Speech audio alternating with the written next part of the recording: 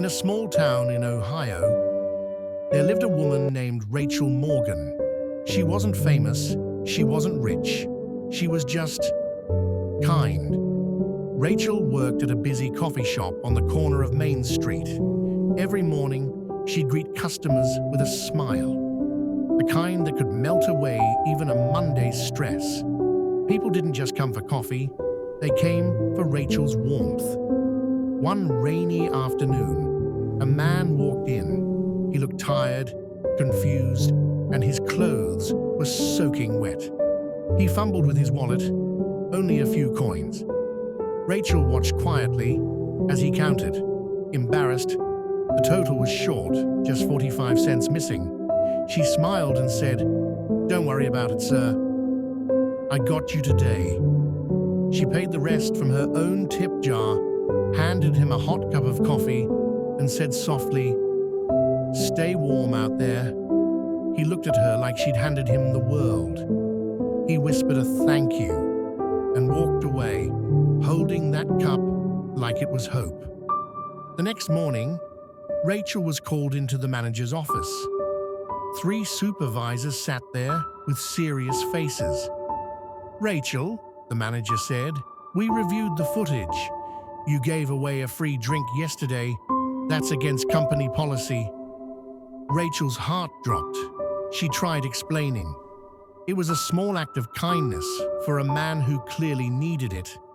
But the manager's voice was cold. Rules are rules. We can't make exceptions.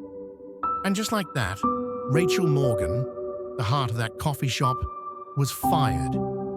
She walked home that day under the same rain. Her apron still smelled like roasted beans and cinnamon, but it no longer belonged to her. She sat on her couch, tears mixing with the rain still on her face. For the first time, she questioned her kindness. Maybe being good in this world just doesn't pay. 2 days later, her story quietly spread on social media. A regular customer had seen what happened and wrote a post titled, "The Woman Who Got Fired for Being Kind." Within hours, it went viral.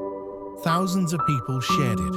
Hundreds visited the coffee shop demanding answers. News channels showed up. Rachel's name was everywhere, not for breaking rules, but for breaking hearts open. A week later, Rachel received a phone call, not from her old boss, but from a small independent cafe in the next town. The owner said, "I read your story. We need people like you here, people who still believe kindness matters." Rachel accepted the job.